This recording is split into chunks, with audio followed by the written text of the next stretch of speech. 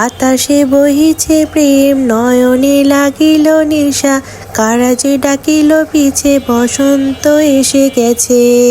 সবাইকে জানাচ্ছি পয়লা ফাল্গুন ও বসন্তের অনেক অনেক শুভেচ্ছা। যদিও বসন্ত আর পয়লা ফাল্গুন চলে গিয়েছে, বেশ অনেক দিন হয়ে গিয়েছে। এটা আমার গত শুক্রবার ফেব্রুয়ারি 13 তারিখের ভিডিও ছিল। সেই দিন ছিল পয়লা ফাল্গুন, আর শুক্রবার থাকার কারণে আমি আর আমার হাজব্যান্ড একটু ঘুরতে বের হয়েছিলাম পয়লা ফাল্গুন উপলক্ষে। পয়লা ফাল্গুন আর ভালোবাসা দিবসের ঘোরাঘুরি করার জন্য আমরা চলে গিয়েছিলাম আমাদের ময়মনসিংহের এগ্রিভার্সিটি।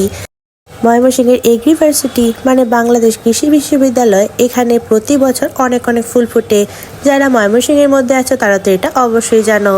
এই সময়ে বসন্ত উপলক্ষে ফুলের মধ্যে ছবি তোলার জন্য আমি আর আমার হাজব্যান্ড দুজনে শাড়ি পাঞ্জাবি পরে সুন্দর করে এগ্রিভার্সিটি চলে গিয়েছিলাম।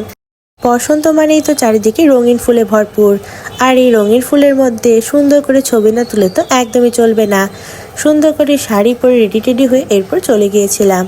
পয়লা ফাল্গুনের সাজুগুজুর মেকআপ ভিডিওটা তোমাদের সাথে আমার আগের ব্লগে শেয়ার করেছি, তোমরা চাইলে আমার পেজে গিয়ে অবশ্যই দেখে নিতে পারো। ময়মনসিংহের এগ্রিভার্সিটি এরিয়াটা কিন্তু অনেকটা বড়, তার সাথে এখানে সবুজে একদম ভরপুর।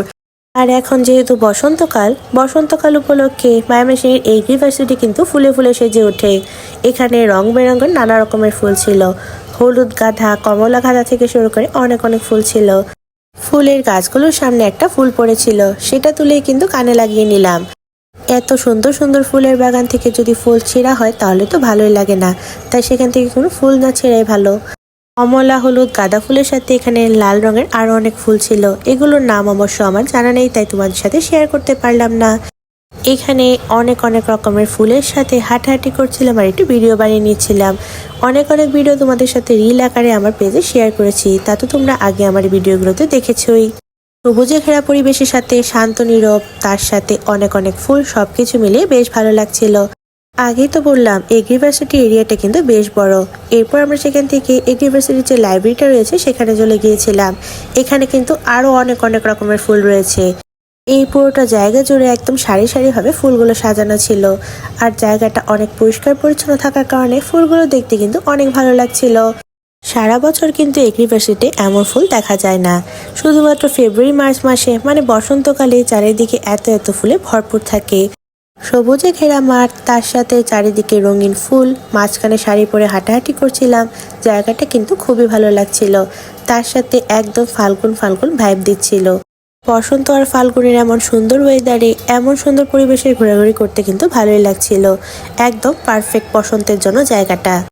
যদিও জায়গাটা সুন্দর, তবে সেদিন কিন্তু রোদের পরিমাণটা অনেক বেশি ছিল। রোদের থেকে এসে গাছতলায় একটা জায়গায় বসেছিলাম, কারণ এখানে গাছের পরিমাণও অনেক বেশি। গাছের নিচে একদম শীতল ছায়া ছিল। গাছের শীতল ছায়া নিরিবিলি পরিবেশে আমরা বেশ কিছুক্ষণ সময়ের জন্য বসেছিলাম। এরপর সেখান থেকে আমরা চলে গিয়েছিলাম জুস খেতে, কারণ সেদিন গরমের পরিমাণ এত বেশি ছিল। ঠান্ডা ঠান্ডা লেমনেড নিয়েছিলাম, আর সেখান থেকে লেমনেডটা খেয়ে অনেক আরাম লাগছিল। ময়মনসিংহের এগ্রিভার্সিটির রেল লাইনের এদিকে জুসের অনেকগুলো দোকান রয়েছে, সেখান থেকে একটা দোকান থেকে লেমনেডটা নিয়েছিলাম। গরমে অনেক বেশি আরাম লাগছিল। এরপর সেখান থেকে দুপুরে লাঞ্চ করার জন্য আমরা কোথায় গিয়েছিলাম সেটা তোমাদের সাথে পরবর্তী ব্লগে শেয়ার করব।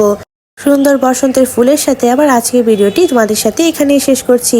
তোমাদের সাথে পরবর্তী ব্লগে আবার দেখা হচ্ছে। আবার আজকের ভিডিওটি ভালো লাগলে কিন্তু অবশ্যই একটি লাইক করে দিবা সবাই। Thanks for watching, by.